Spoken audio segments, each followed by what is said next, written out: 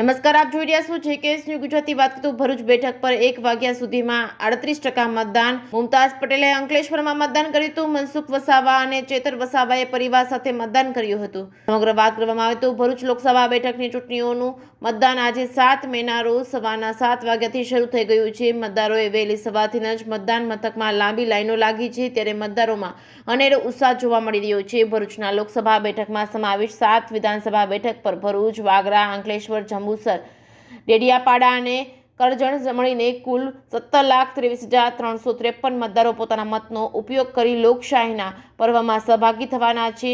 ત્યારે લોકસભામાં વિધાનસભા દીઠ ઊભા કરેલા 1893 બૂથ પર મતદાનની પ્રક્રિયા હાથ ધરાઈ રહી છે, ત્યારે જેમાં કુલ 8,375 પોલીસ સ્ટાફ ખડેપગે રહી ચૂંટણીની કામગીરી કરી રહ્યા છે. જેકેએસ ન્યૂઝ ગુજરાતી સાથે કેતન મહેતા, ભરૂચ.